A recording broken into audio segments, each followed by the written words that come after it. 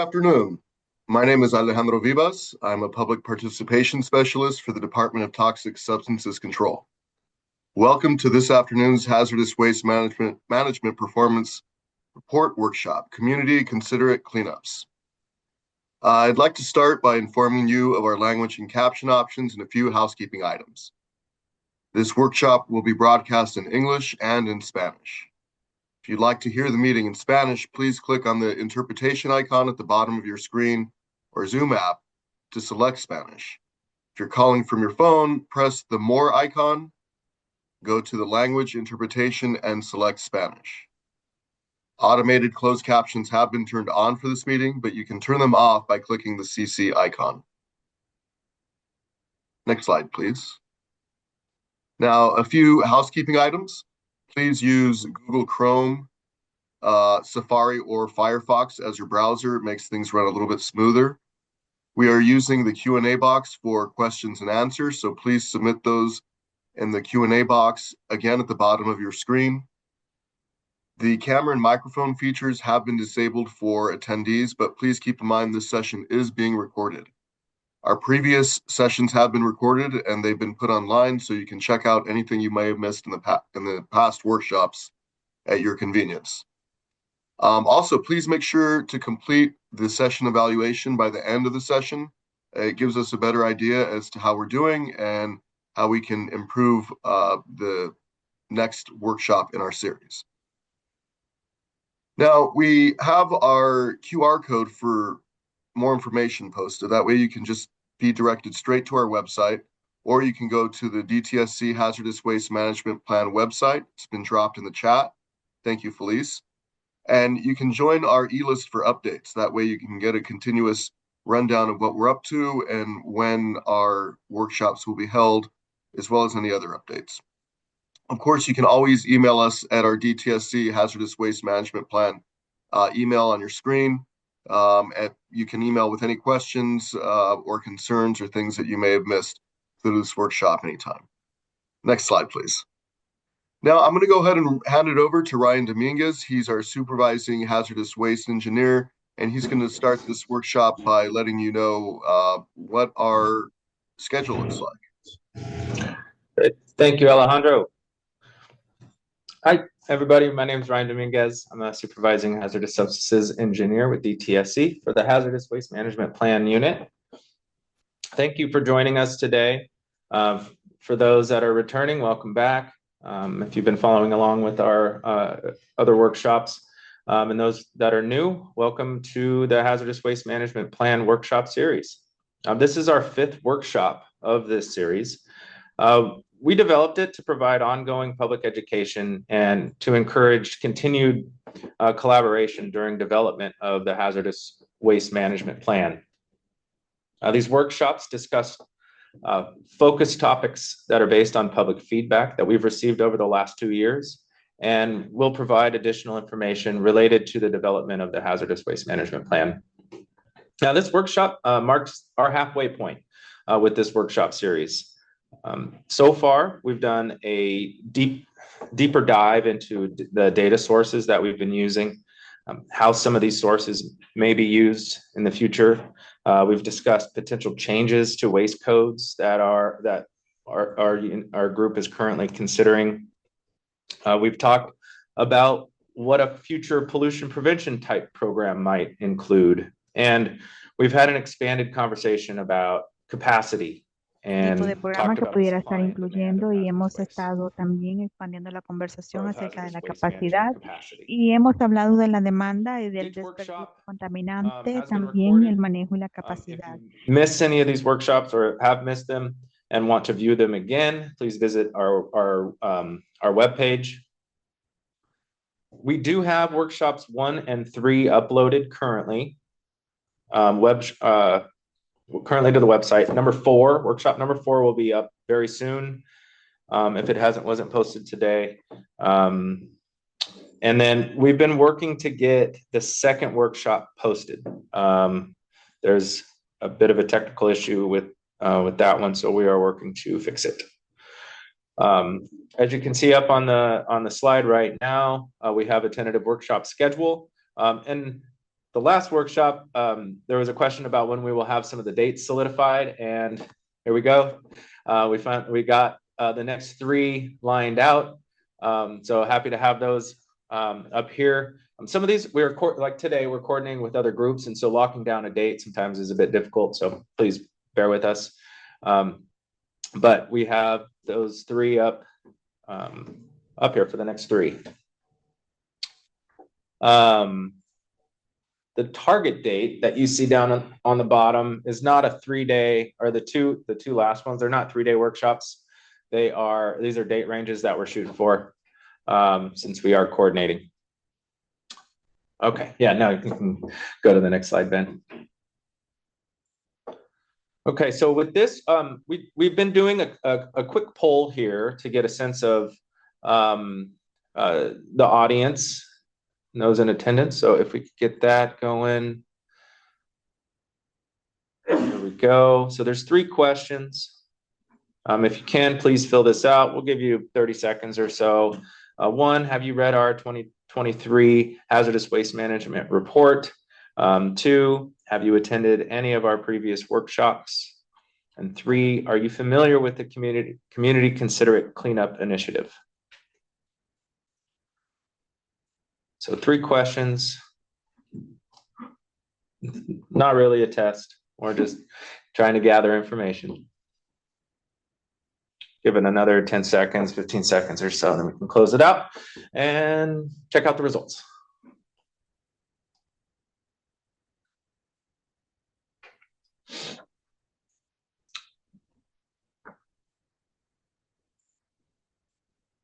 Cool, thank you. Okay, have you read our report? We have about 20% yes and 80% no. So welcome to those that are new. And if you haven't read the report, highly recommend you do. It provides a good baseline for this project, and I'll talk about that actually in a second, getting ahead of myself. Have you attended any of our previous workshops? It's a 40-60. About 40 yes, 60 no. So again, welcome to those that are new. And then, are you familiar with the Community Considerate Cleanup Initiative? And 10% about are a yes, and about, I'm sorry, that's not 10%. That's 25%. 25%, about a quarter yes, and 3/4 no. So this will be a good, hopefully informative workshop here.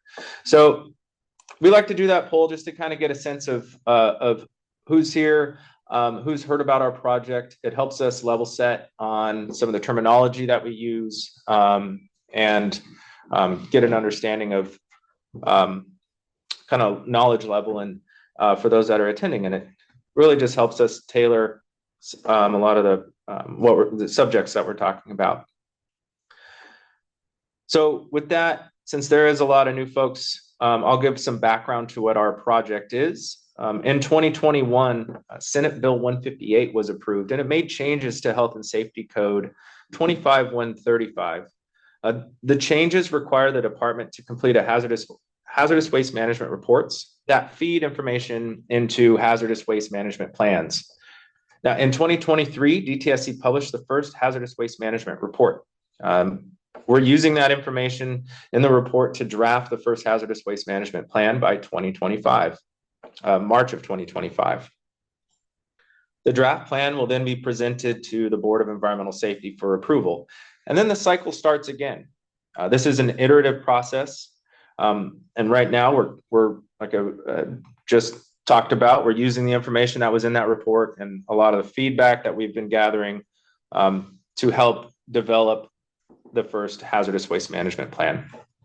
Now, this plan will include specific goals and recommendations that relate to the information that we're discussing throughout these 10 workshops. Next slide, please.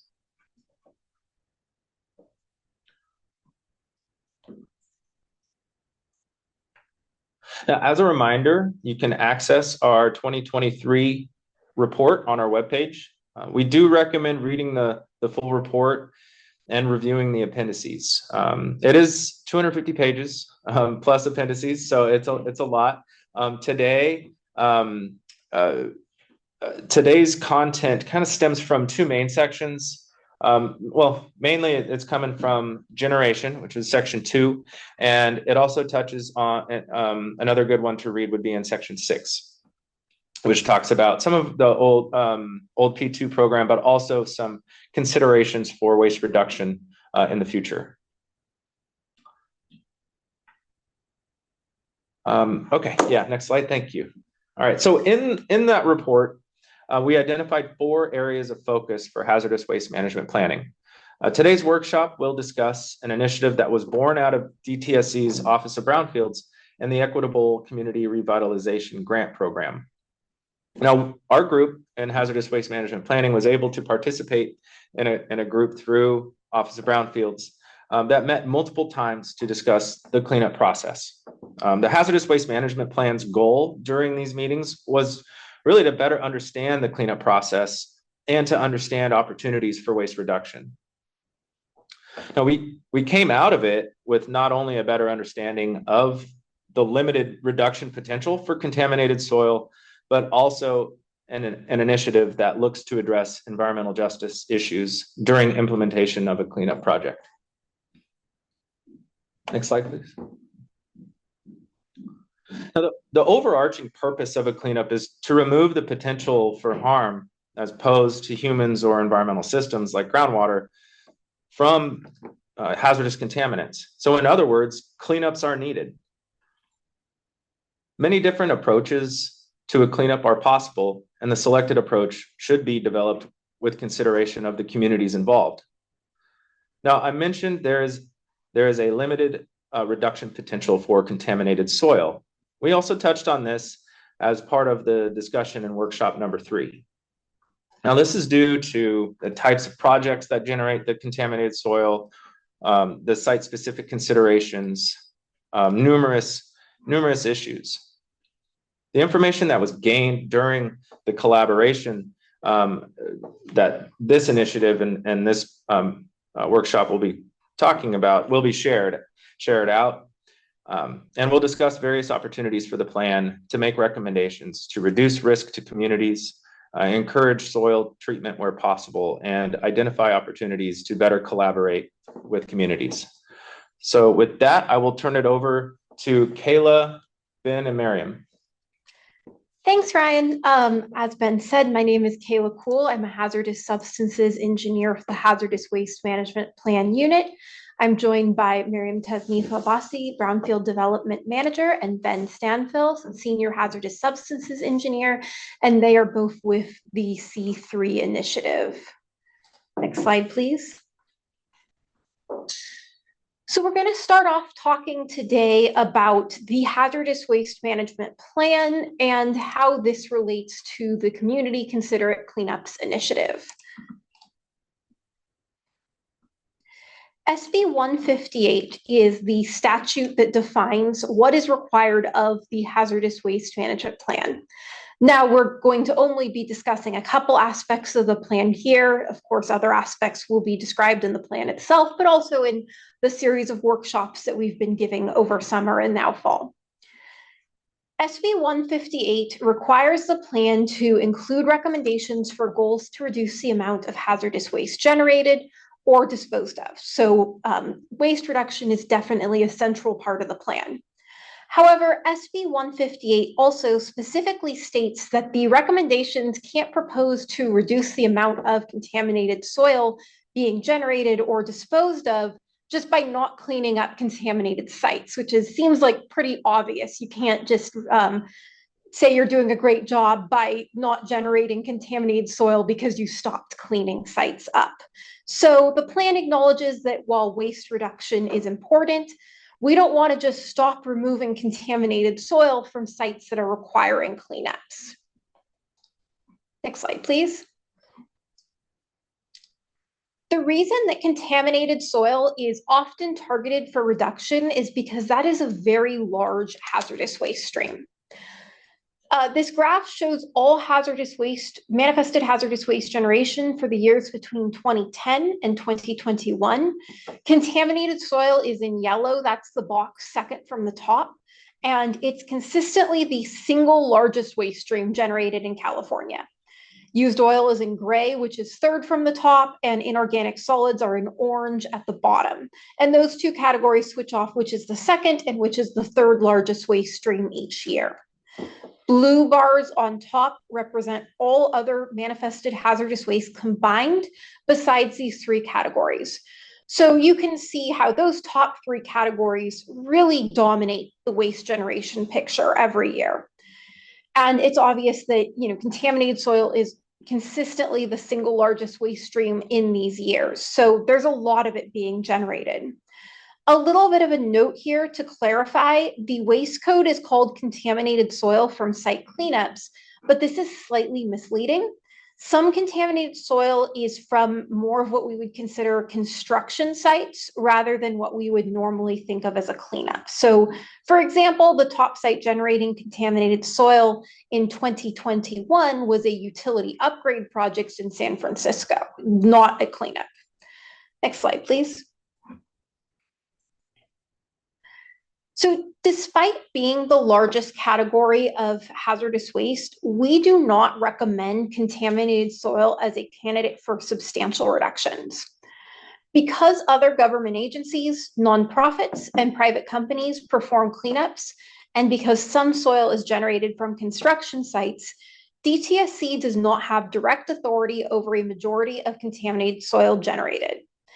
And of course, DTSC doesn't want to enact policies that discourage excavation because those policies could also discourage cleanups. Cleanup of contaminated sites is beneficial, of course. It minimizes the risk of exposure to hazardous chemicals and allows the land to be restored to productive use.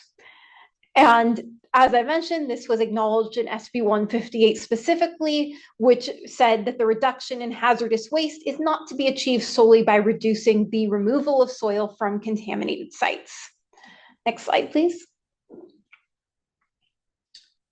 SB 158 also states that the risk of exposure to communities near sites contaminated by hazardous substances and waste is to be reduced. So this means that cleanups are needed because, as we're going to discuss more later, excavation is sometimes the best option to clean up a site for multiple reasons. So excavation will need to continue as long as cleanups are being done. Next slide, please. Now, this isn't to say that contaminated soil can't be reduced at all. Treatment of soil should still be encouraged wherever possible, and orphan sites may be excellent grounds for trying new technologies since DTSC both manages and funds orphan sites. Some contaminants can be effectively treated using established technologies. For example, soil vapor extraction can work well on volatile organic contaminants depending on site characteristics. Some contamination is more difficult to treat though. A lot of soil generated in California is hazardous due to low concentrations of heavy metals such as lead. Heavy metals are typically more difficult to treat than organic compounds, and therefore excavation is often the preferred cleanup method. Some sites may have treatment options that are technically feasible but are still not viable. For example, if a project has a tight timeline for construction, excavation provides a cleanup method that typically occurs in a predictable timeline and has a defined endpoint, while treatment of the soil may take longer and be less predictable. DTSC doesn't want to create policies that discourage excavation if those policies discourage cleanups. So instead of focusing on reducing the amount of contaminated soil generated, we instead recommend shifting focus to limiting community impacts during cleanups. DTSC's Office of Brownfields is piloting the C3 initiative, which stands for Community Considerate Cleanups, and that is what today's workshop is going to discuss. This initiative is going to create a C3 quick reference guide for practitioners to use during cleanup and implementation, and should have the guide finalized this year. This guide will provide recommendations on ways to adopt the community lens when designing a cleanup and encourages the use of on-site treatment options where appropriate. When excavation is determined to be the most appropriate action, contractors are encouraged to minimize impacts to the community as much as possible, and all cleanups are encouraged to minimize impacts to the community as much as possible. So that's just a very brief overview of the Hazardous Waste Management Plan and how it relates to C3. So with that, I'm going to turn it over to Maryam and Ben to talk more about the C3 initiative. Thank you. Sounds good. Thank you so much, Kayla and Ryan, for inviting us into this space to talk about this initiative that we are very invested in and really excited about. Let's go ahead and go to the next slide. So most of this presentation is going to be done by Ben today, but I actually wanted to talk a little bit about how we came to this kind of expanding from what Kayla already talked about. We really wanted to focus in on what can project managers at DTSC make changes on, like on the ground. And, you know, we so often get lost in big picture items, some concepts that are very abstract. And that was something that Ben and Natasha DePetria, who was also involved in this whole series of meetings, we were really aware of. And we thought, how can we bring some of these concepts down to the project management level? And where can we include them in our existing process in a way that it's not necessarily something new that is going to have to be managed and followed up on? And we came up with this concept that through effective and meaningful engagement, through some very strong focuses on incorporating treatments in our cleanup, or at least evaluating the viability and feasibility of different treatment technologies into our work, we would develop community considerate plans where our plans themselves would find a way to operationalize some of these abstract concepts of, you know, environmental justice and community engagement, and really focus on helping community members who are in essence hosting these cleanups understand what it is that we are doing in their community. And that's where this concept of community considerate cleanup plans was formed. And with that, I'm going to turn it over to Ben to get into this a little bit deeper. All right, thanks, Maryam. So just stepping back a little bit to what our goals for our Treatment Technology Council were. That goal was to highly encourage the development of community considerate cleanup approaches, which are cleanups designed through the lens of the people who live, work, play, and learn in the community where the cleanup will take place and where the waste might be taken for treatment and or disposal. I promise not to read all the rest of the slides going through the presentation. But if you want to learn a lot more about what we did in our Treatment Technology Council, the link is below. You can also Google it. But this is going to have all of the minutes from our meetings, notes from the meetings, and as we move forward into preparing our deliverables, those will be posted as well. I want to take a moment before we get into things to really thank everyone who participated in the TTC. This was really important. We had groups from the regulator community, from a number of environmental consultants, from multiple developers, including the City of Anaheim and Habitat for Humanity, and also a lot of environmental justice advocates and advocacy groups, including California Environmental Justice Alliance, Communities for a Better Environment, and the the UC Berkeley Othering and Belonging Institute. All of these groups were able to come together in a number of workshops to raise issues, discuss what some of their challenges were and some of their hopes were. And this format worked really well, bringing us all to the table as equals and being able to share what was on our minds regarding site cleanups. I want to send a special shout out to the Center for Creative Land Recycling, which was instrumental in helping everything get organized and bringing us all together. We've mentioned some of the workshops that we did, workshops within workshops as we're talking about them now. Over the last year or so, we had 7. And as part of this presentation, we're going to do a really quick review of quite a bit of what we spoke about in these previous workshops.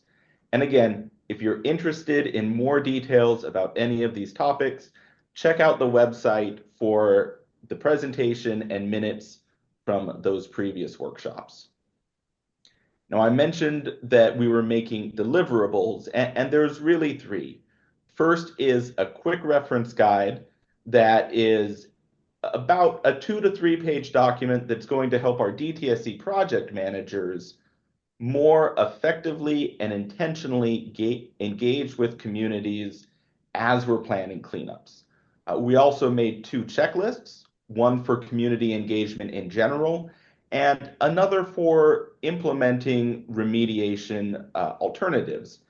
And that we don't want community engagement to become a check the box exercise, but we've found with our project managers, giving them some concrete tasks to start with can really help them better engage with the communities all throughout the cleanup, operation, and monitoring process.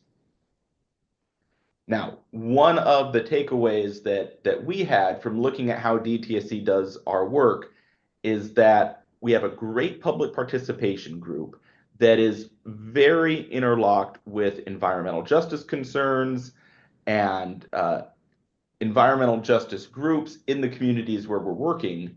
But that's not always, our project management team isn't always involved in those conversations. We find that cleanup plans are written by technical professionals for technical professionals, and the community engagement aspects of them may not come to the fore until we're ready to go and present the plan to the community. And as part of the C3 initiative, our big focus is bringing our project management and our technical teams into that community engagement from the very beginning of the process and continuing throughout the entire process. Now, how do you design a community considerate cleanup plan? For those of you familiar with DTSC's cleanup processes, we're talking remedial action plans, removal action work plans, response plans, or corrective measure plans, corrective measure studies, I'm sorry. There's a lot of different plans that are like these. We've lumped them all together in a cleanup plan. And the biggest takeaway we had was this cleanup plan needs to answer the question in the bottom right of this slide.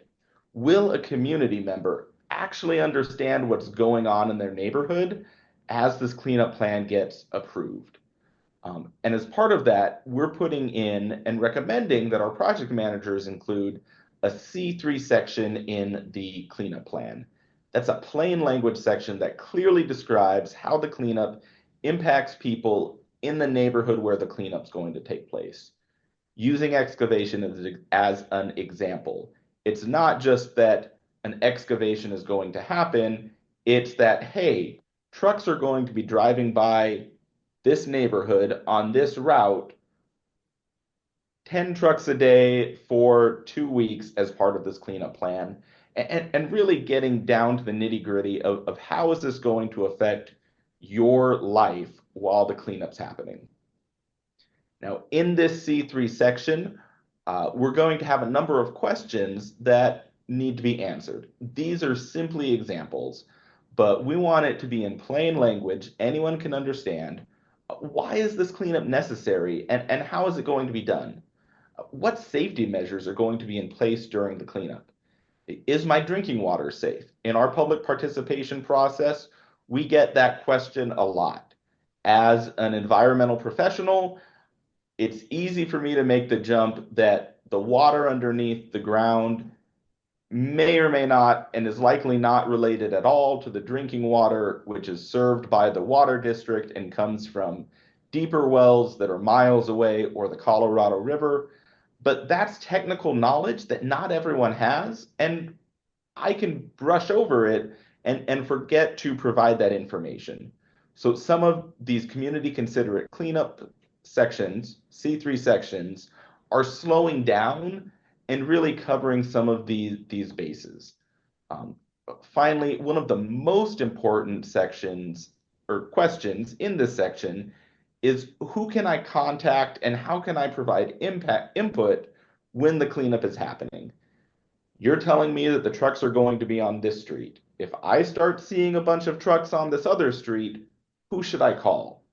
Simple questions like that as professionals we might take for granted, we need to spell out really specifically in this section and not in an appendix to the cleanup plan that you have to spend 6 hours reading just to get to. In looking at that and in our conversations, we came up with some aspirations for how we evaluate cleanup alternatives. Now, we know that we're not always going to be able to achieve all 4 of these aspirations, but if we ask ourselves, what do we prefer for the place that I live or that we live, we feel that most people are able to say that they would prefer these 4 things. We would rather have a cleanup that does not require long-term engineering or administrative controls. If there is long-term management of waste if there is waste left in place, we would prefer that there's a long-term management plan to ensure that it's safe not only now, but into the future. Ideally, we would like to destroy contamination in place without environmental or health impacts, getting rid of the whole question of needing to have long-term management. And if possible, we would like to avoid moving contamination from one neighborhood to another and moving that pollution burden from one community to another.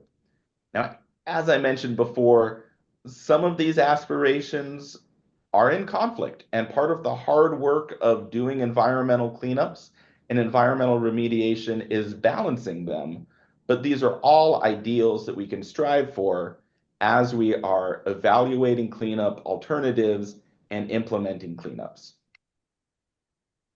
Speaking of evaluating alternatives, that was probably the key section of the whole cleanup process that we identified for improvements. How do our project managers, our technical staff, and the environmental consultants and proponents working with us evaluate varying alternatives for doing a cleanup? And as part of our quick reference guide, we're including some additional considerations that we think should go into that evaluation. Prioritizing cleaning up to unrestricted use and unlimited exposure, and if that's not possible, identifying a long-term management plan, articulating what the no action alternative is and what cost that would have on the community. In most of our cases, in a redevelopment scenario, the fact that we're writing a cleanup plan in the first place suggests that the no action alternative is not going to be acceptable. But we need to reframe how we present it so that it's obvious why we need to do the cleanup. And finally, it's not what it is on here. Great.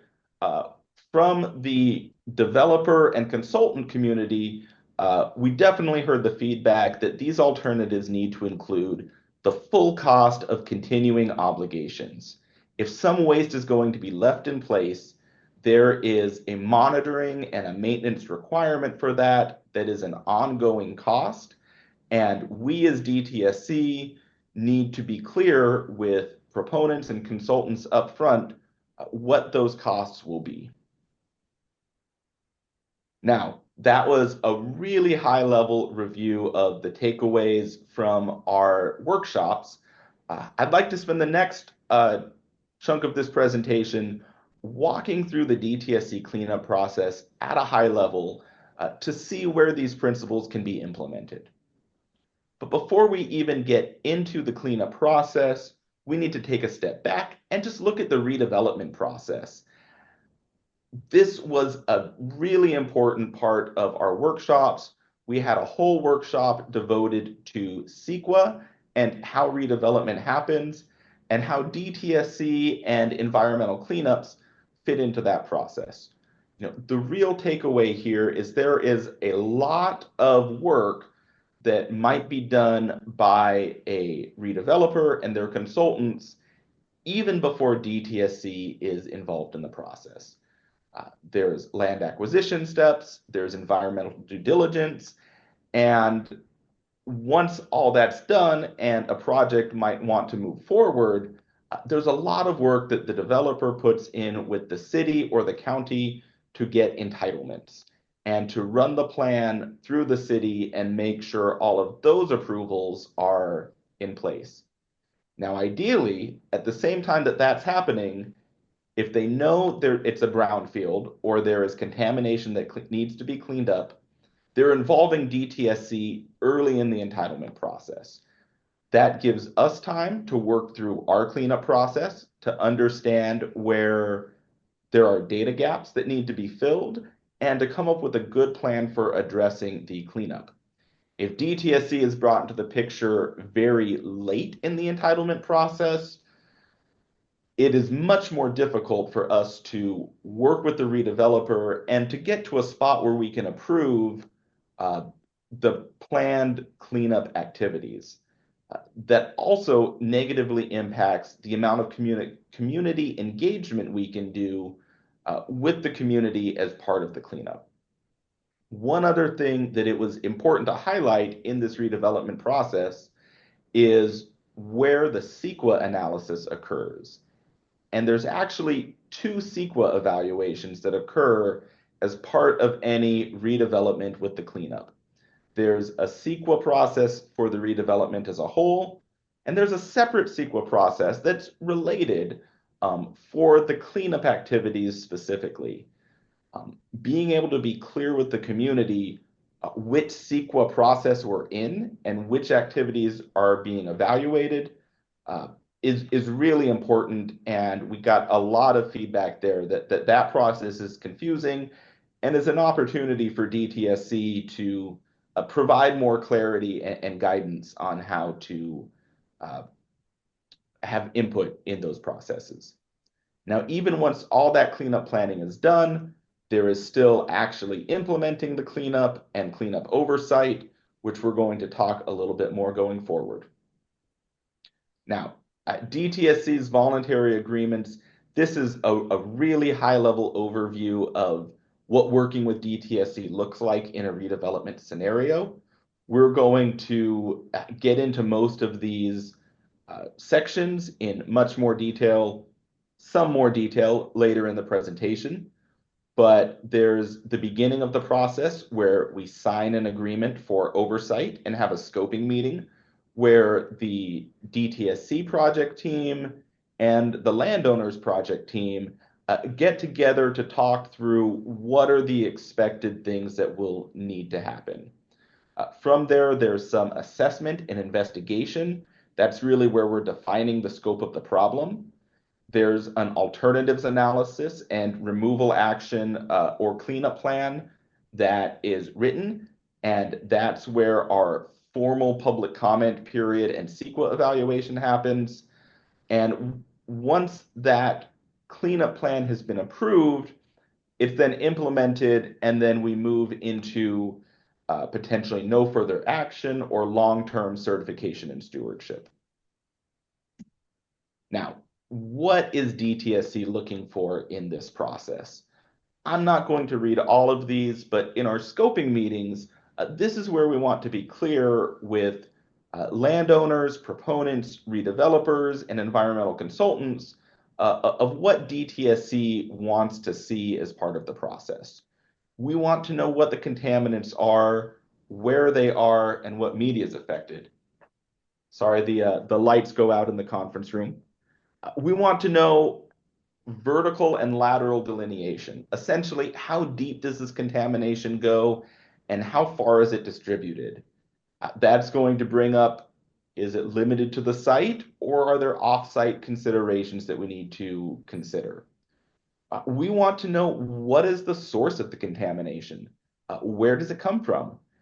And finally, and this is over to the side, something that we're highlighting in the C3 initiative, how is the developer and environmental consultants that we're working with, how are they going to help people understand what's going on in the community, what are the risks, what are the actions that are going to be taken for the cleanup, and how will that affect them?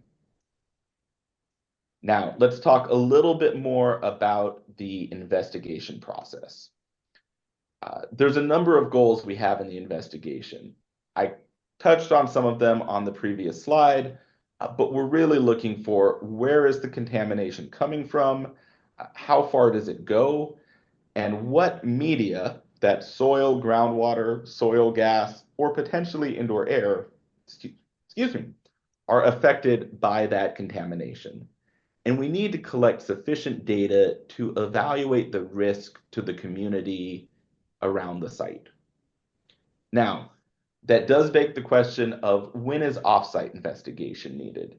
And one of the pieces of feedback DTSC received in this process is we need to be clear and consistent in the need to do offsite investigation. And this is our initial attempt to line that out, to be fair to everyone working with us, to know that this is something we will require. If the data suggests that on-site contamination may have migrated off-site, we will need to follow that to understand the extent of the problem.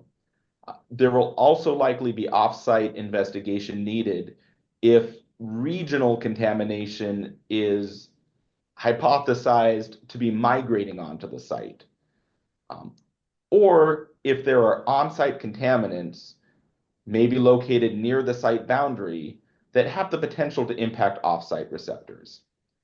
Now, we acknowledge that doing off-site investigation can be difficult. There are access agreements that need to be obtained. Right-of-way samples may be possible, but have their own sets of challenges. And we acknowledge that those are issues that we're going to need to work through, but DTSC does have a strong desire and need to characterize the extent of contamination, even if it goes off-site. And we want to be clear about that from the very beginning of the process. Now, the big question is, when are we done with the investigation? Or when can you get buy-off that DTSC says that we're done with the investigation? These are some of the off-ramps that if we've identified all or the lack of any on-site sources, if we've delineated to non-detectable levels. Now, in some areas of Los Angeles, that may not be feasible. And we're looking, instead of non-detectable, to levels that are either below human health screening levels, such as those in Hero Note 3, or to background concentration levels that we've determined. There's also a small number of sites where we identify that certain contaminants are overseen by other agencies, such as PCBs, which are typically overseen by the US EPA, and DTSC is able to hand those off. Now, obviously, the landowner isn't done there, but in some cases, DTSC's part of that process may be more limited than in other areas.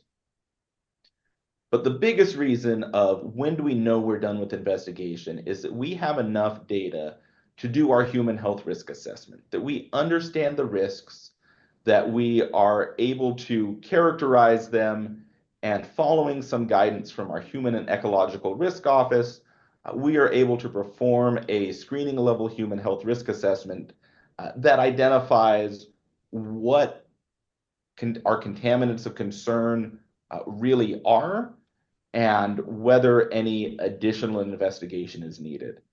Obviously, that second question, we want the answer to be no, so that we can say we're done with investigation. So great, we've done our investigation. We have a really good conceptual site model. We know what's going on. Let's get into cleanup planning and implementation. How are we actually going to fix the problem that we've spent so much time identifying? DTSC is going to have three main questions when we're looking at selecting a cleanup alternative and that design. First, is it technically appropriate? Is it going to achieve the cleanup goals that we've agreed to?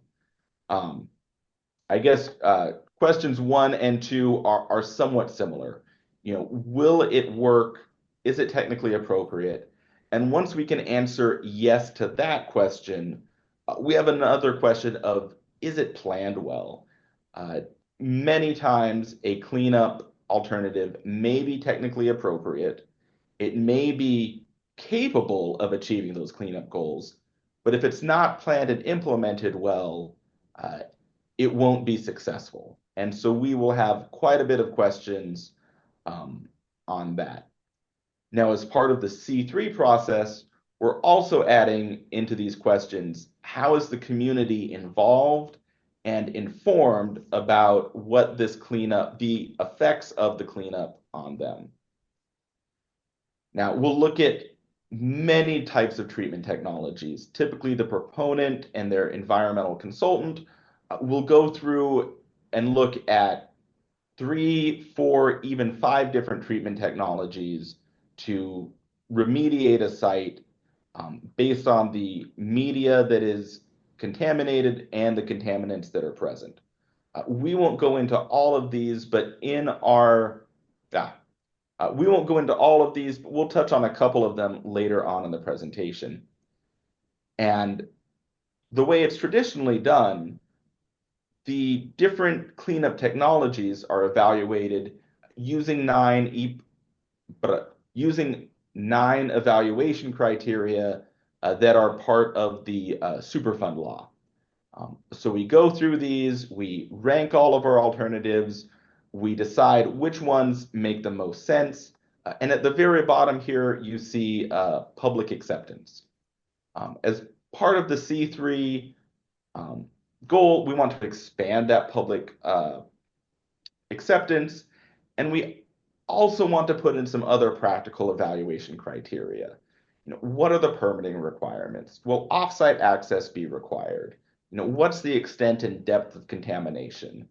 And finally, not just the general, is the public okay with this, but is the specific community that this work is being done in, are they going to be okay with it? And have they had a chance to really understand what's going to be done in their community? Now, these 6 bullets here on this practical evaluation criteria, these are wrapped into the 9 Superfund criteria. But as part of the C3 initiative, we are trying to make them, just these and other criteria, a little more obvious, a little more explicit that we're considering them. Now, I said earlier that we would look at a number of different cleanup technologies. One of the workshops that we had went through these cleanup technologies with the whole group, and we had a really good conversation about all of these cleanup technologies have a certain place, certain media that they can be successful in, contaminants they can treat, but also areas where they're not as successful. For example, excavation really doesn't do much for groundwater contamination. It may, if the soil is causing groundwater contamination and there's some follow-on effects, but it doesn't really treat it directly. There's also one of the things we had in our conversations was no matter what cleanup alternative is chosen, there are going to be impacts to the community, and we wanted to be clear and manage those. So for excavation, this is just an example. It's not any real project, but potentially non-hazardous contaminated soil could get loaded onto trucks, transported through the community. For soil vapor extraction, this is really successful for volatile organic compounds, but not as successful for metals, let's say, which typically are not in the gaseous form. As part of a soil vapor extraction implementation, there's also going to be semi-loud equipment that's going to run continuously for years potentially on a site, and air discharge permits that are required. Another example that we looked at is capping, where instead of excavating soil, we place a cap and make sure no one can come into contact with it. Now, one of the nice things about capping is it eliminates the trucks moving through the community, eliminates the waste generated and being sent to a landfill, but it's going to require long-term management of that site to make sure the cap stays in place and to make sure that no contamination is migrating away from or out of that capped area. We also looked at some more exotic or at least less used remediation alternatives, such as phytoremediation, where plants can destroy or stabilize contamination in biotic matter. And there's some cool advances in phytoremediation going on lately. We looked at in situ chemical reduction. In situ chemical oxidation. I'm getting ahead of myself, where an oxidizing chemical is injected underground.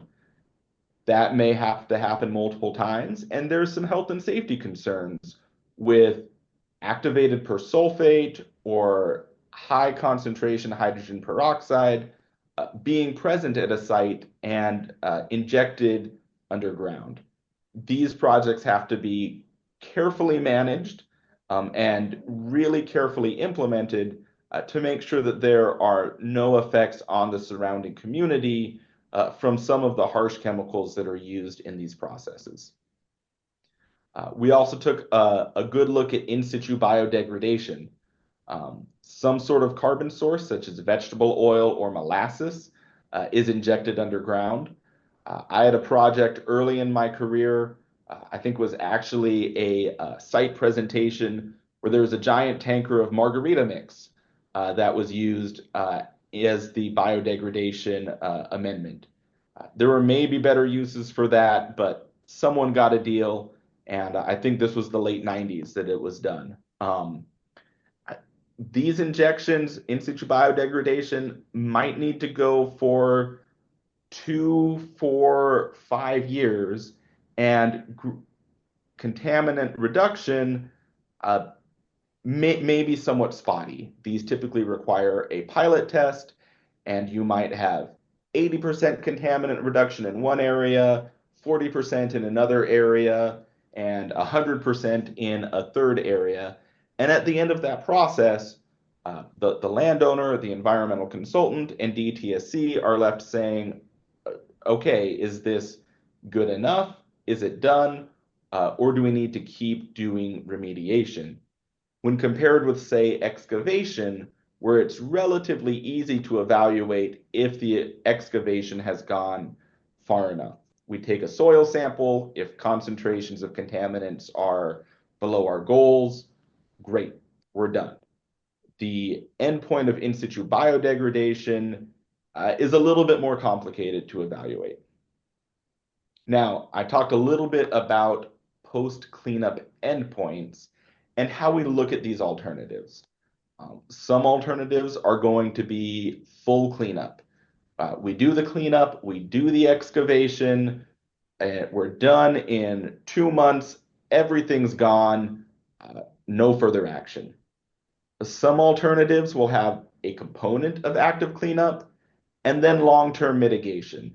Say we've excavated the really high concentration soil, but there's some that we didn't, and there's a cap that's in place over certain areas of the site that's managed into the future.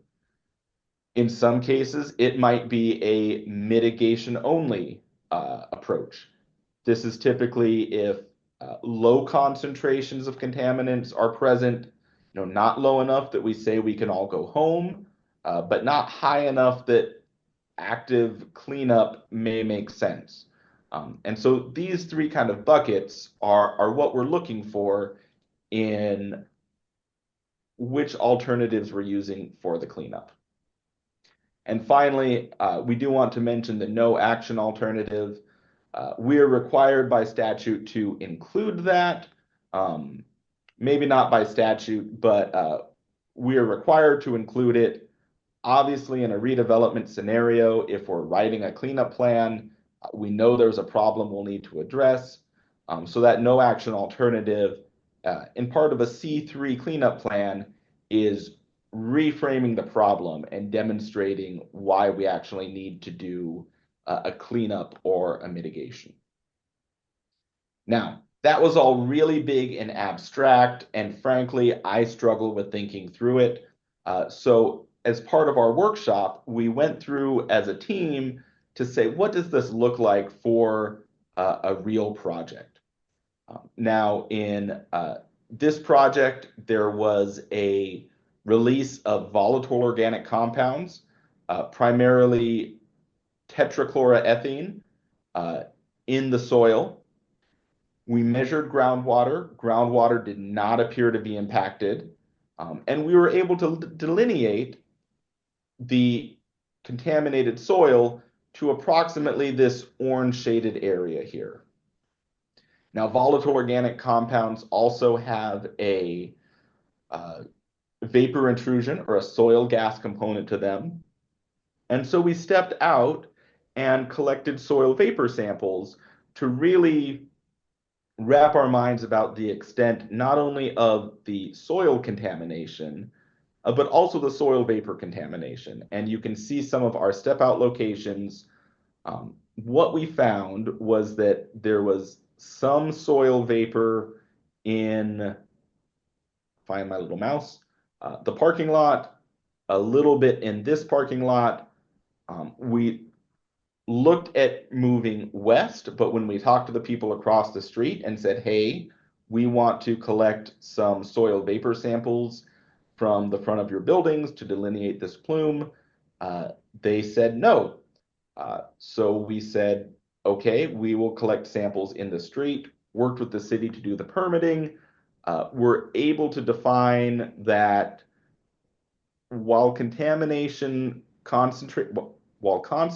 of PCE did not quite meet our remedial goals, they had decreased significantly once we were in that street to the west. And because the properties across the street would not allow us to collect samples, we were okay with saying, we think we have delineated the extent of the soil gas problem here sufficiently, and we can move towards evaluating different remediation alternatives.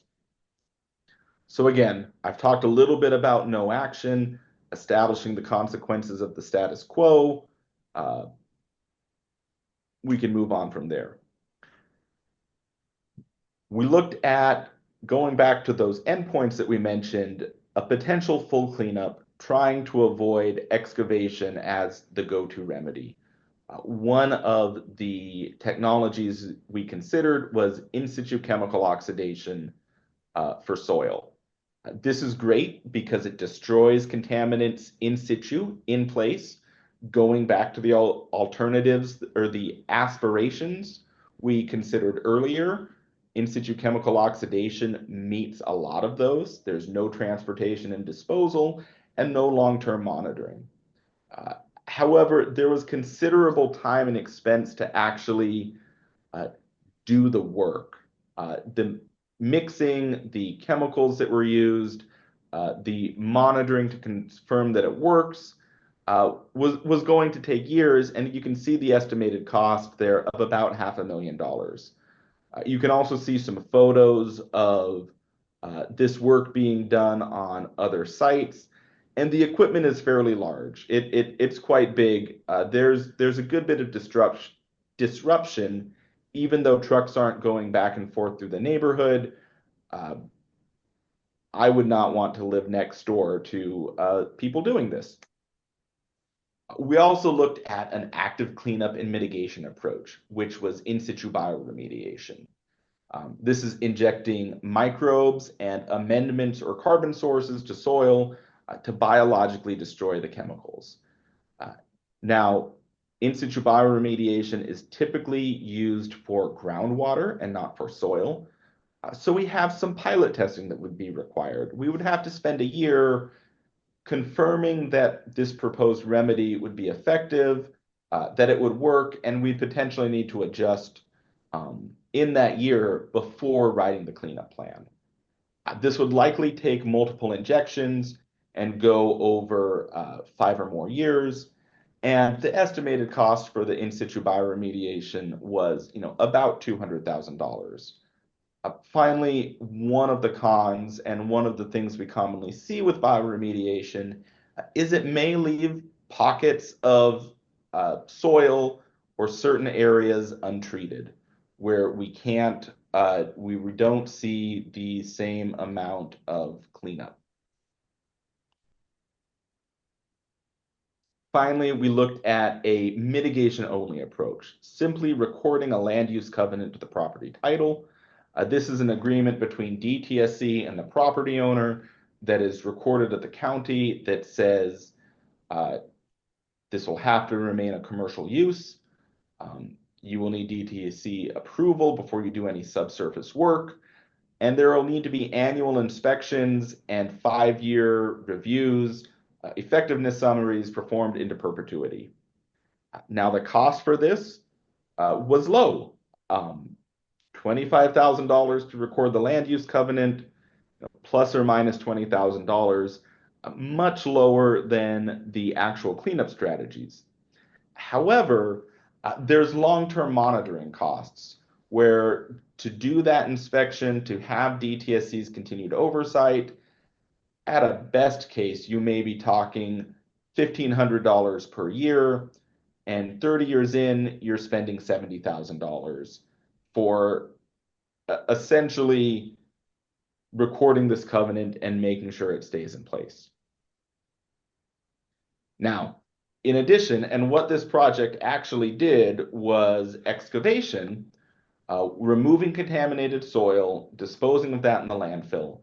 The soil was expected and did characterize to be non-hazardous, so this wouldn't even show up necessarily in the Hazardous Waste Management Plan, and the cost for the excavation was estimated between $50,000 and $75,000. They always end up costing a little bit more than you think, and there was some institutional controls that went in later. But the takeaway from this was that for essentially the same cost as implementing a land use covenant, we could actually remove some of this contamination from the community, from the area where it was. And so in this particular case, excavation was chosen as the alternative. Now, because this is the Hazardous Waste Management Plan group, we're taking a little bit more of a dive into the pros and cons of excavation. What we heard from the C3 Council in our workshops was many of the pros of excavation was that it could happen relatively quickly. You didn't have the 2 to 5 years of monitoring that you might see in a bioremediation scenario to make sure that it worked. You could do the excavation, take your samples, know you had done what you meant to do, and the costs were front-loaded, and that was important for the funding of many of the developers. Now, there's a number of cons that we're very familiar with. The dust generation, the noise, the truck traffic through the community, the soil going to landfills, the waste generation in general, and that, we lucked out on our example that there were not really significant groundwater or soil vapor impacts. But these were some of the reasons that we found why excavation may end up being a chosen remedy. However, as part of our C3 cleanups, we want to acknowledge that while excavation may be appropriate, it can often be combined with more sustainable or innovative approaches to use excavation where it's appropriate, but in other areas where, say, phytoremediation or biodegradation would be acceptable, to use a combination of remedies to minimize the impact of the cleanup. Now, a few last caveats. There are some contaminants that really can't be destroyed. The biggest one is metals. We can stabilize them, We can change their oxidation reduction state so they're less mobile, but they'll always remain on the site. And, potentially 30, 40, 50 years later, will they stay in that stabilized state? Other contaminants such as pesticides, PCBs, or polychlorinated biphenyls, we just don't have a lot of great destructive technologies for those on our cleanup sites.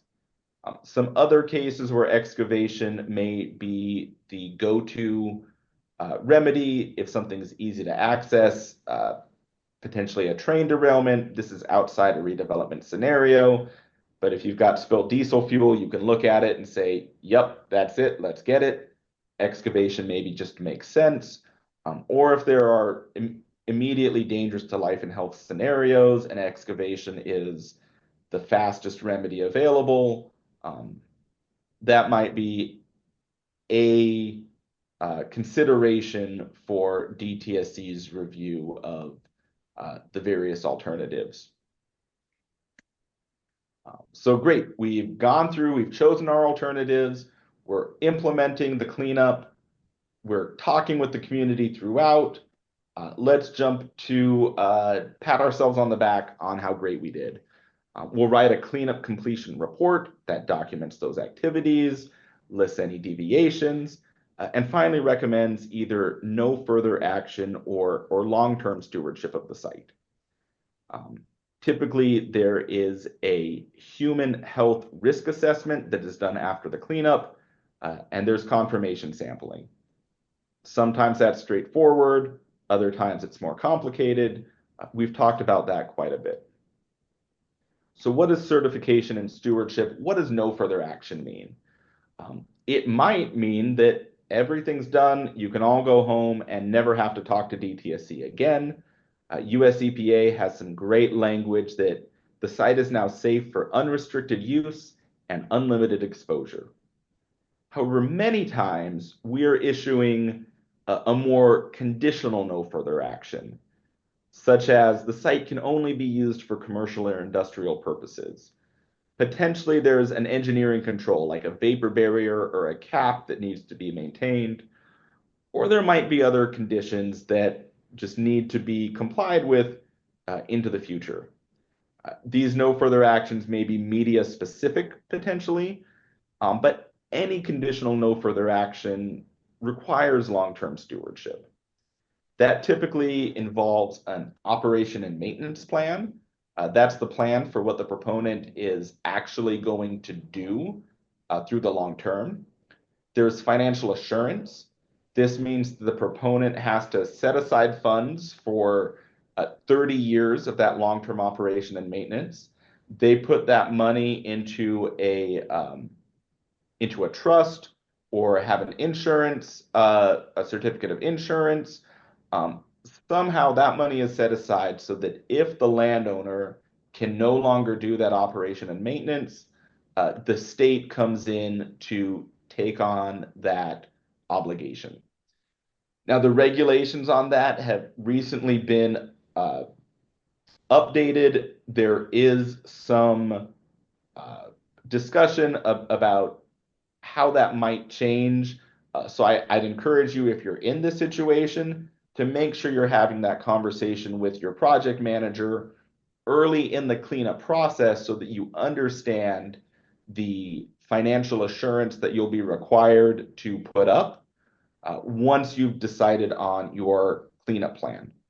One of the frustrations we heard during our workshops was we went through this evaluation, we decided what we wanted to do, and at the very end, DTSC said, by the way, you need to put $300,000 into this account for us for this financial assurance.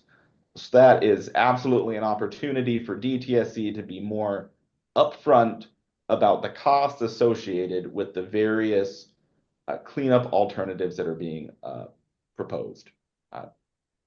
Message received, something we're absolutely working on. And finally, there's a land use covenant, which we talked a bit about previously. That's a covenant signed between DTSC and the proponent. The county requiring those annual inspections and reporting. So that was in 40 minutes or so, start to end of an entire cleanup process. I'm sure everyone would be excited if you ever got a site through in 40 minutes. But what are some lessons learned and next steps for our C3 Council? One of the lessons learned from talking with developers and environmental consultants that are on many redevelopment projects, schedule and certainty are the main drivers, not necessarily cost. If they could pay a little bit more to be sure that they'd be done by a certain time, they'd probably take that deal. We also found that those destructive treatment technologies like in situ chemical oxidation and in situ bioremediation often exhibit less clear performance, especially at the end of the process. We definitely got some feedback that the whole life cycle cost has to be understood before proposing cleanup, and that DTSC can be more clear with people as to what their ongoing obligations are going to be. And finally, the public participation processes can be confusing. For example, DTSC doing a CEQA analysis at the same time that the entire project is going through a CEQA analysis. Summarizing a little bit of what Maryam said earlier, this C3 approach is not intended to give more things for the project managers to do, but it's to reframe things that we're already doing. We want to be more proactive about engaging with the community. We want to be more clear in the remedial alternatives, evaluation and design. And we want our cleanup plans to communicate better the effects of the cleanup activities on the community that they'll occur within. Just reminding everyone of the quick reference guide. We've gotten feedback from the TTC groups and are incorporating that into the next round. But that will hopefully be posted by the end of the year to our website. And I'd like to leave everyone with our aspirations of just asking, what do we all prefer for the place that we live? No one wants to deal with long-term engineering or administrative controls. If they're there, we want to make sure that we've got a good plan. And if we can, we'd like to avoid moving that pollution burden or contamination from one group to another. Now, I think at this point, Kayla and Ryan, I'm turning it back over to you for questions. Great. Thanks, Ben. And I see, and I'll let Alejandro kind of drive this part. Yeah. Great. We have only a couple questions this time. So we'll start with Eric Nolan. Will DTSC be considering holistic, sustainable remediation methods as part of the cleanup? I like the idea of reducing soil volumes by legitimate methods and agree that cleanup avoidance is not a legitimate method of reduction. But can we also consider the remediation project as a whole, such as truck mileage and routing, fuel use, temporary solar energy generation, excavation efficiency, planning, etc.? I think those are all really great ideas. And Maryam, I just talk, so feel free to answer questions if you'd rather. I do think those are really great ideas. In a redevelopment scenario, oftentimes it is the landowner and the redeveloper who is not only funding the cleanup, but also proposing most of the work. So our influence is somewhat limited into what they are also looking at. But I do think this is a big thing that we want the C3 approach to do, is to take that more holistic look at cleanup and not use those other alternatives to say no to cleanups, but to, like you said, take that more holistic look as to what can we do to make this better, not just from the narrow cleanup perspective, but from the perspective of the whole community. Thanks, Ben. If I can jump in and add to that a little bit, the way a lot of our work is set up is that we have different entities who come to us and pay us to provide them oversight. For a smaller universe of sites called our orphan program, we actually do the work ourselves. And so what we'd like to do is look at the sites where we have a lot more control and maybe really start piloting some of these concepts that we are trying to operationalize through our community considerate cleanups and use that as a way maybe to expand it out to some of our other projects as well, because we want to be really mindful that we would like this to be a long-term sustainable change. As Ben was indicating in his slides, we want this to happen like on the ground. And we recognize that it is things that we already do, we just have to reframe. And so I think there are spaces where we can push a little bit harder and spaces where we are going to have a little bit of a soft touch. So I hope that answers the question. Thanks, Ben.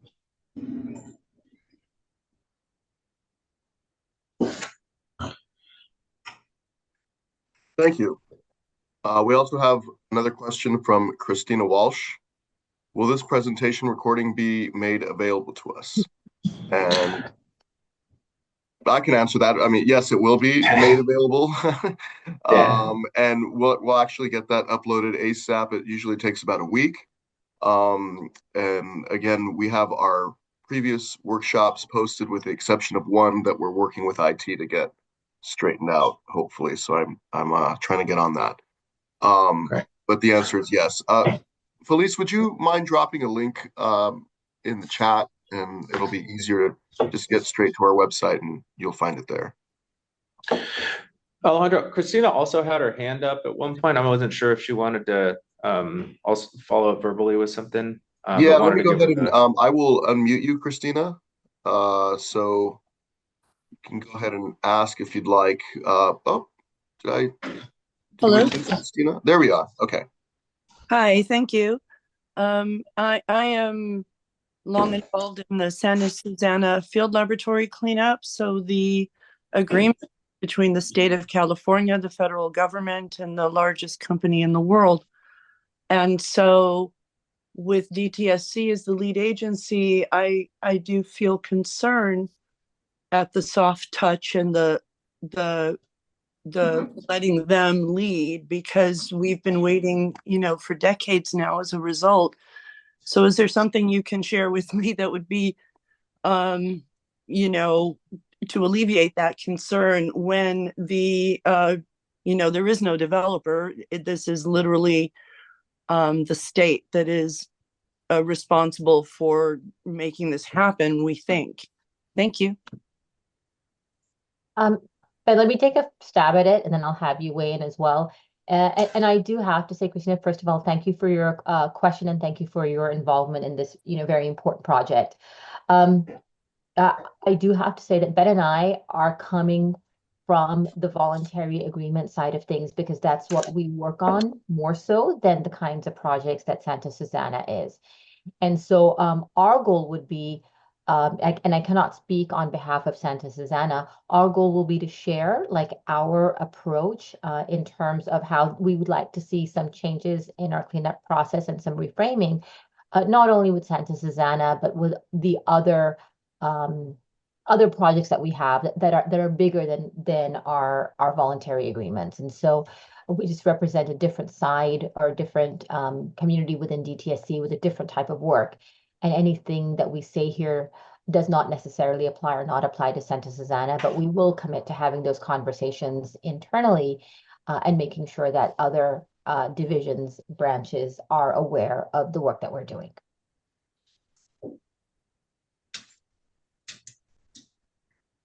Thanks, Maryam. I think that covered it. I mean, we try to be nice, and most of these voluntary cleanup projects are pretty quick. But we have some bigger sticks in our tool belt as needed for some of those non-voluntary cleanup sites.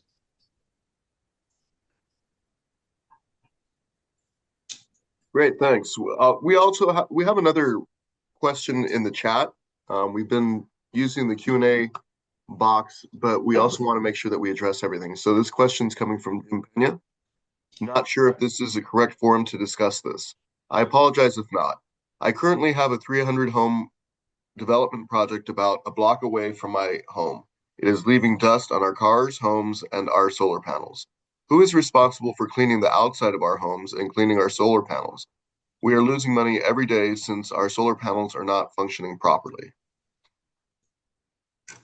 Ben, I can talk to this one. So, Nick, I don't know where you live, but you should have an air quality management district or air pollution control district that regulates dust coming off of any construction site or redevelopment site.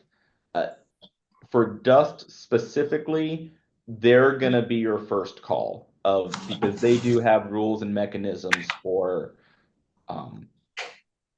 managing dust from construction sites. They are somewhat regional. If you're in the Los Angeles area, it's the South Coast Air Quality Management District. In San Francisco, it's the Bay Area Air Quality Management District. Those are going to be the best people for you to talk to on that specific issue. Great, thank you. Coming from James Schoonover. What constitutes a clear signal of community desires for DTSC? Documents, a community outreach program, polling? And then also coming from James Schoonover, it's in the chat. Again, please try and use the Q&A box function, but I think this will also be connected. Will community acceptance be weighted more heavily as part of CCC implementation in determining the acceptable remediation alternatives? Traditionally, it has not carried that much weight in comparison to landowners' wishes. Okay, I'm going to go ahead and take a stab at that. So we, over the course of doing this work over many, many decades, what we've learned is that there are some community members that are very engaged in the cleanups that are happening in their neighborhood, and some communities that are not. And what we're trying to do through our C3 initiative is, first of all, create a greater level of awareness, because we feel that the true weigh-in on the nature of the cleanup is probably a different step than community members actually understanding what's going on in their community. And so first and foremost, our approach is to make sure that all the neighbors who are being impacted by the cleanup understand what it is that we're doing in their community, why is it that we're doing it, who they can contact if they have questions, if they have concerns, or if during the cleanup there is anything that they feel is impacting them in a negative way. And so I think our bigger approach through C3 is more foundational, because I think one of the reasons why we sometimes struggle is because for the majority of the communities that we work with, that's a greater need to understand what's going on. As far as the greater weight, that's something that we address on a case-by-case basis, depending on the level of engagement of the community. And there have definitely been situations, I've been involved in several projects where community engagement has changed a cleanup approach. And so that's something that we will continue to do on a case-by-case basis. Thank you, Maryam.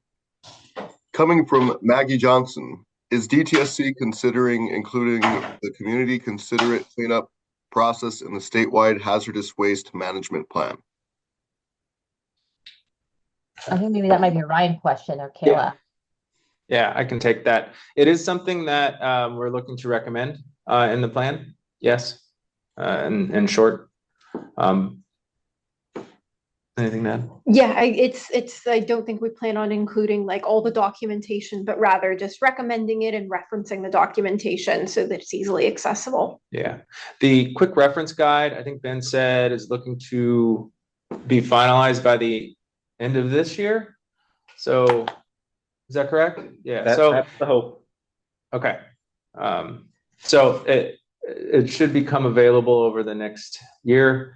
And that's, yeah, we're looking to recommend it in the plan. Yes. And then connected to that, also coming from Maggie Johnson, and hazardous waste facility capacity to meet that need.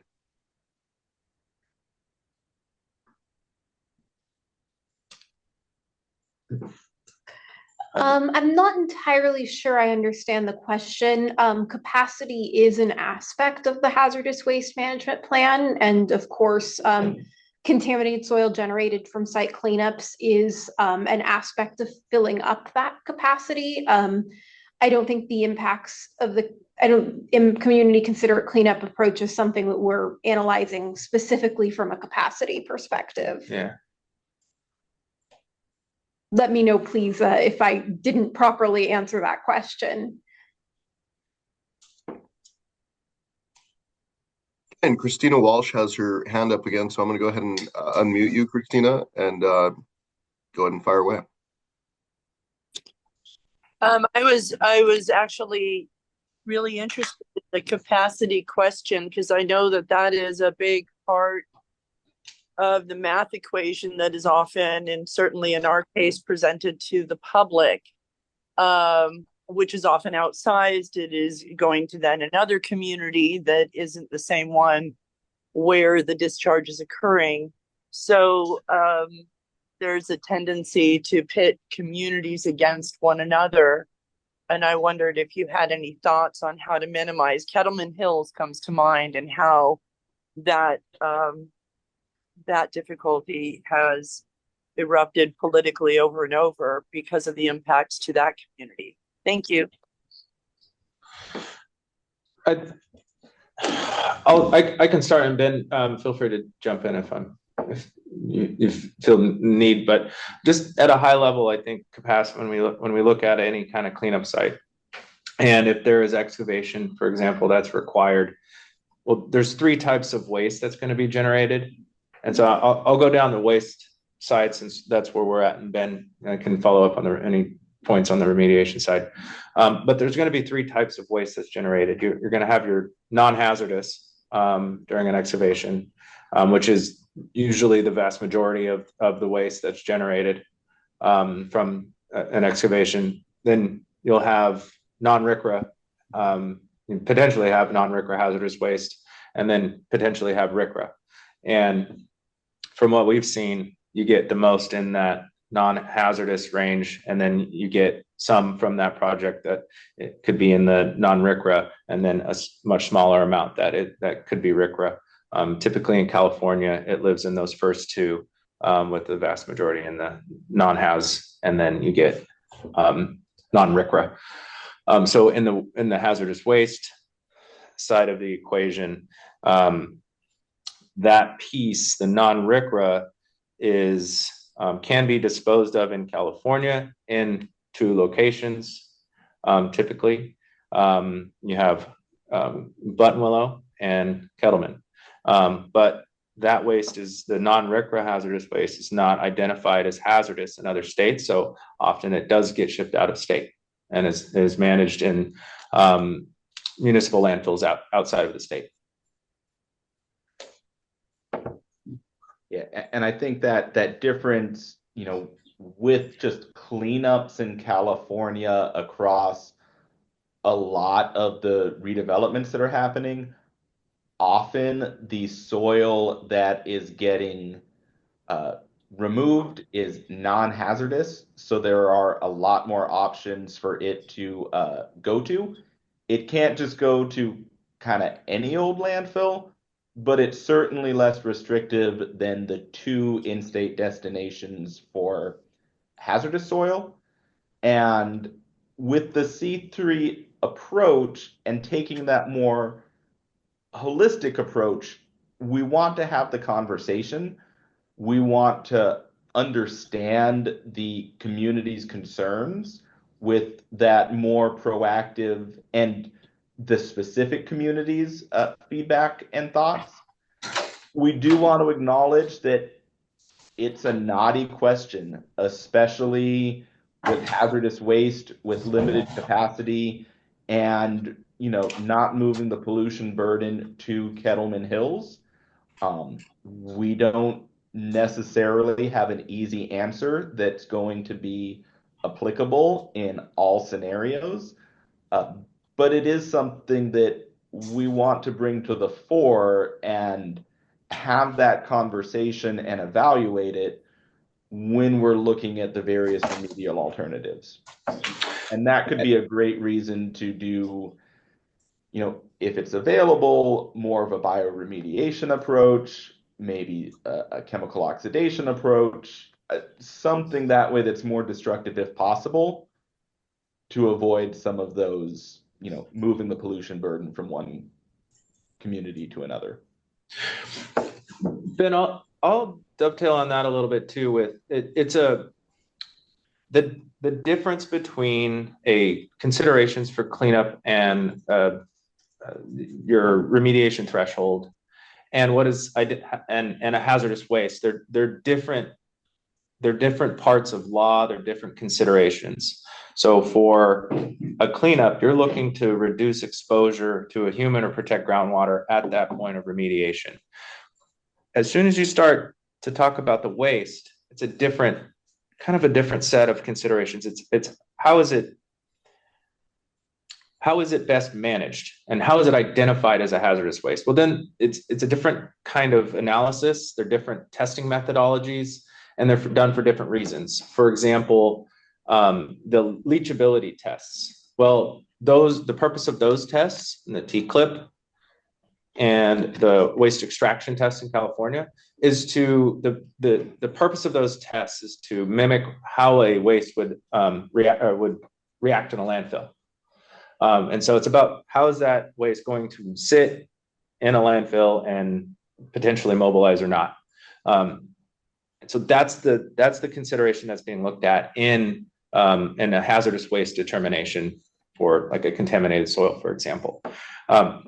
So those two pieces are very different considerations, and it's important to remember to split that when you're looking at a cleanup site versus waste management. Right, and typically the cleanup levels are going to be a lot lower than the hazardous waste levels. There's plenty of stuff that, just for me personally, right? This might not be a hazardous waste, but I also don't want it in my front yard. And so the cleanups are addressing much more of that human health risk perspective, and our thresholds are, in general, much, much lower by orders of magnitude in some cases from what would classify something as a hazardous waste.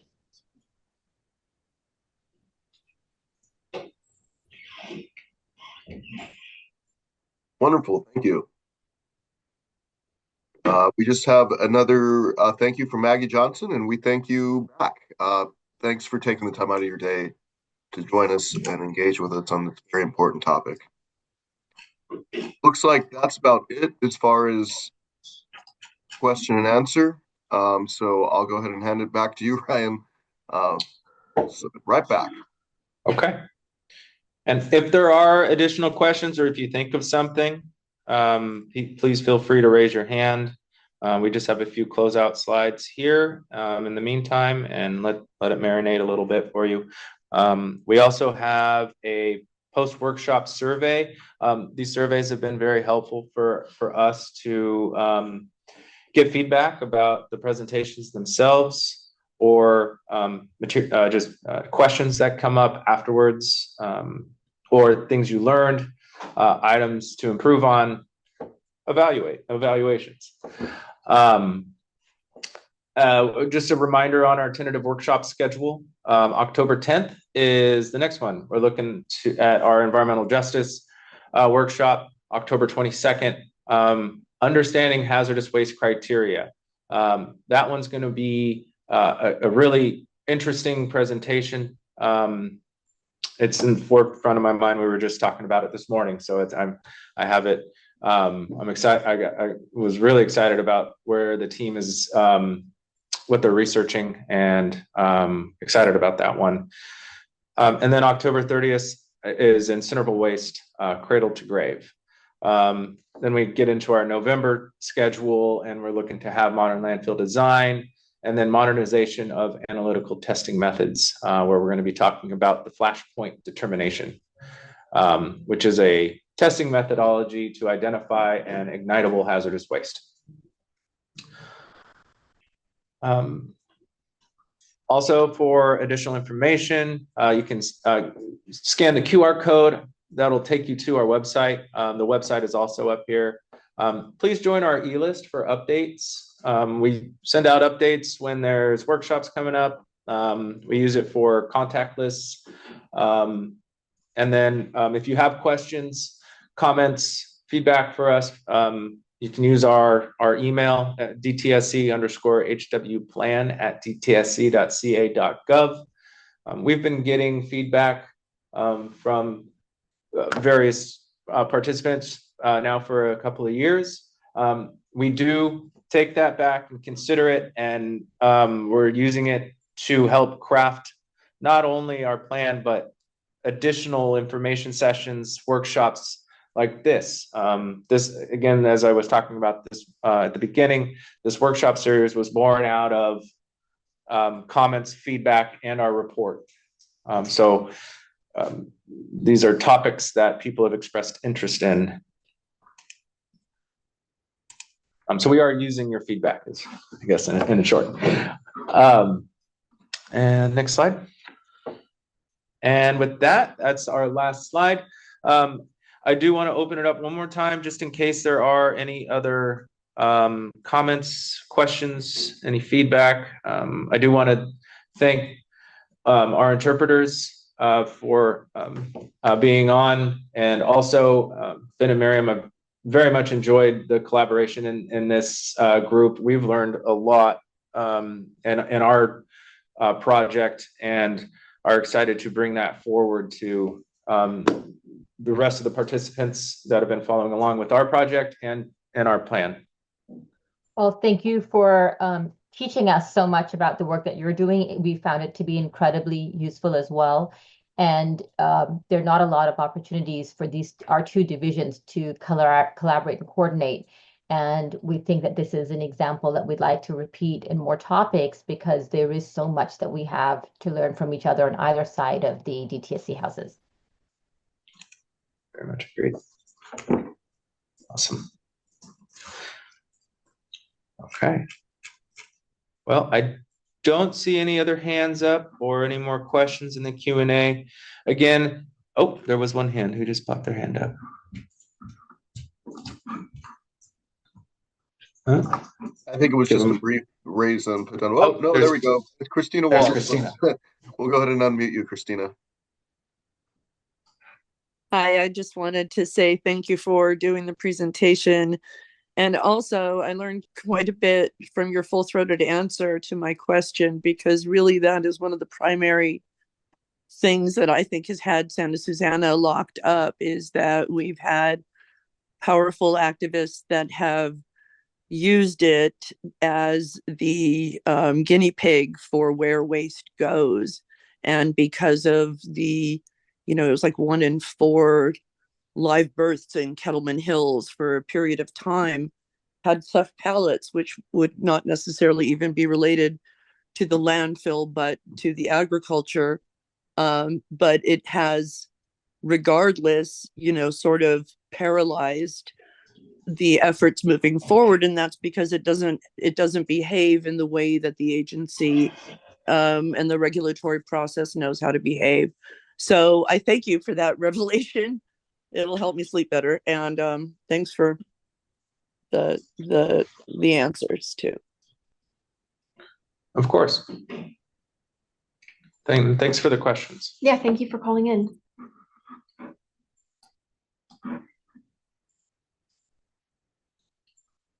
Okay. I don't see anything else coming in. So, yeah, once again, thank you everybody for attending and for feedback and questions. Looking forward to seeing you at the next one. Yeah, thank you so much. And thank you to Ben and Maryam for presenting this today for us. Thank you for having us. Thanks everyone for listening. Thanks all.